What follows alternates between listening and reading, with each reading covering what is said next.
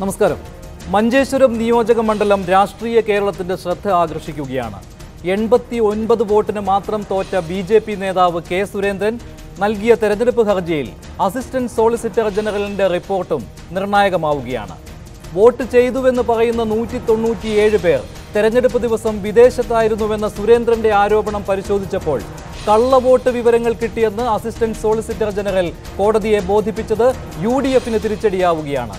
26 പേരുടെ വിവരങ്ങൾ പരിശോധിച്ചപ്പോൾ 20 പേരുടെയും കള്ളവോട്ട്. ബാക്കിയുള്ളവരുടെ പാസ്പോർട്ട് രേഖകൾ പരിശോധിക്കുകയാണ് കേന്ദ്ര സർക്കാർ. കോടതിയുടെ സമൻസ് കിട്ടിയിട്ടും 3 പേർ മാത്രമാണ് ഇതുവരെ കോടതിയിലെത്തിയിട്ടുള്ളത്. കേസ് അട്ടിമറിക്കാൻ യു.ഡി.എഫും കൂട്ടിന് എൽ.ഡി.എഫും ശ്രമിക്കുന്നുവെന്ന ആരോപണം ബി.ജെ.പി. ഉയർത്തിക്കഴിഞ്ഞു. മഞ്ചേശ്വരം വീണ്ടും കേരളത്തിന്റെ ശ്രദ്ധയാകർഷിക്കുമ്പോൾ സൂപ്പർ പ്രൈം ടൈം ഈ വിഷയം ചർച്ച ചെയ്യുകയാണ്. സൂപ്പർ പ്രൈം ടൈം ഉന്നയിക്കുന്ന ചോദ്യങ്ങൾ ഇവയാണ്. മഞ്ചേശ്വരത്ത് കോടതിയുടെ സഹായത്താൽ താമര വിരിയിക്കാൻ ബി.ജെ.പിക്ക് കഴിയുമോ? കോടതിയിലെത്തിയ ഇതുവരെയുള്ള തെളിവുകൾ യു.ഡി.എഫിനെ പ്രതിരോധത്തിലാക്കുകയല്ലേ? കള്ളവോട്ട് ബോധ്യപ്പെട്ടാൽ വിജയിയായി പ്രഖ്യാപിക്കണമെന്ന സുരേന്ദ്രന്റെ വാദം നിലനിൽക്കുന്നതാണോ? കോടതിയുടെ സമൻസ് കക്ഷികൾക്ക് കിട്ടാതിരിക്കാൻ ഗൂഢനീക്കം നടക്കുന്നുണ്ടോ?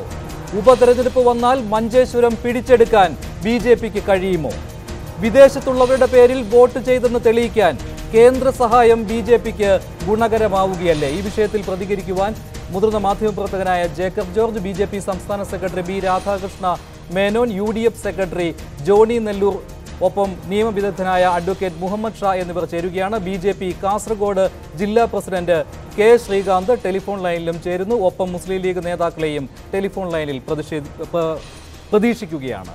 ആദ്യം ഇന്നത്തെ പ്രധാന വാർത്തകളിലേക്ക്. മഞ്ചേശ്വരത്ത് കോടതിയുടെ സഹായത്തോടെ താമര വിരിയിക്കാൻ ബി.ജെ.പിക്ക് കഴിയുമോ? ഈ വിഷയമാണ് സൂപ്പർ പ്രൈം ടൈം ചർച്ച ചെയ്യുന്നത്. ആദ്യം ഒരു ചെറിയ ഇടവേള.